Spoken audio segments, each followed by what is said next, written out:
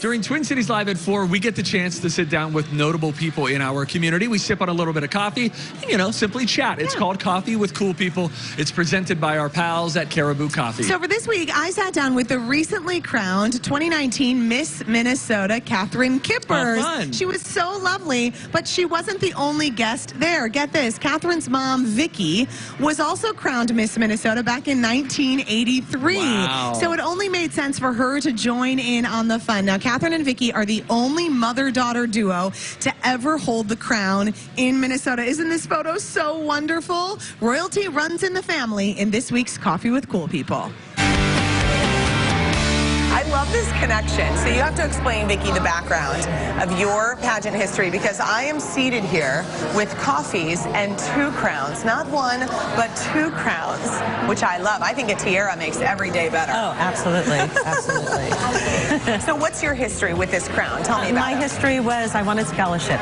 I was in high school, and it was my guidance counselor said, well, run for a pageant. You've got talent. So I competed in 1979, and then I competed in 1983 and won. The scholarship money put me through my college endeavors, and here I am today. Okay, so then you go on, and you've got 2 sons and a daughter. So obviously the sons are out of the running for Miss Minnesota. Right. And you're thinking one of 2 things. Either, oh my gosh, I totally want my daughter to do pageants, or you're thinking, oh my gosh, I totally do not want my daughter to do pageants. Which way does it go? Well, neither. Really? I thought, you know what? She's grown up around it. It's just kind of what we do. We go to pageants. She knows all the Miss Minnesotas, the Miss Americas, and I thought one day if she wants to do it, she'll express it. She opened the door to this world, but literally she would like open the door to the Miss Minnesota competition. I would say, bye mom, I'd ditch her, I'd go find my friends that were there, because I grew up around it. Yeah. So once she knew that I was old enough and I knew people and I was safe, I would just go and say hi to my friends. Dorothy Benham, I thought she was my Aunt Dorothy. I didn't know she was a Miss America until I must have been 14, and I was like, why is Dorothy so popular, Mom? And she was like, well, she won Miss America. You know, these little things where these people were just part of my life, but I didn't see them as, oh, Miss America, Miss Minnesota. They were real people to me, and so I was able to find that, you know, these real people are so accomplished. What's the common theme here? They've all tried this. And so at about 13 or 14, I was like, you know what? I'm an awkward teenager. I want to try this too. You know, I want to try this and get this experience that so many of my role models now, you know, my Aunt Dorothy had. The first time she told me that she wanted to run, I was terrified. It must have been 2012, 2013, we were watching it, and I still had braces and like, just like stringy hair. I mean, typical like gawky, awkward 8th grader. Girl, I was there. Oh yeah, like all of us have been through this.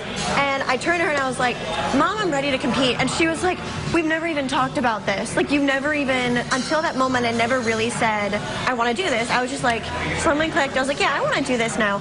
And so she vetted me, believe it or not. She like took me home. We sat in her office and she was like, okay, you're going to have to work hard. You're going to have to commit to voice lessons. You're going to have to get better grades because that's part of it. Yeah. You're going to have to work on not speaking quickly, which 7 years later is still something I work on.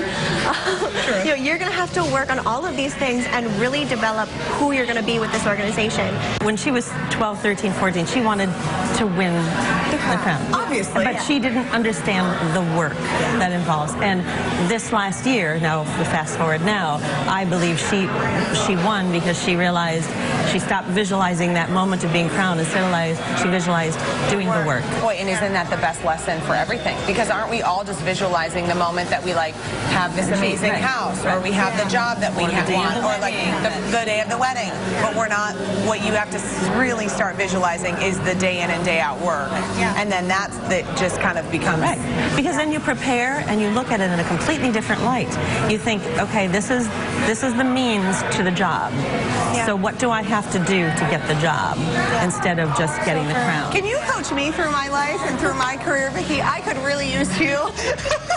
Instead of imagining, oh, the crown going on my head, the visuals, I'm crying, you know, it's beautiful. Yeah. I started imagining the meeting the day after, what I would say there. I started imagining literally 2-3 months down the line, what would I want to have done? And so I started to think, okay, that's the work I want to be doing. What do I need to do right now to get to that work? And so I started to do that and really commit to treating myself like I was currently Miss Minnesota and not like I was trying to go towards that job.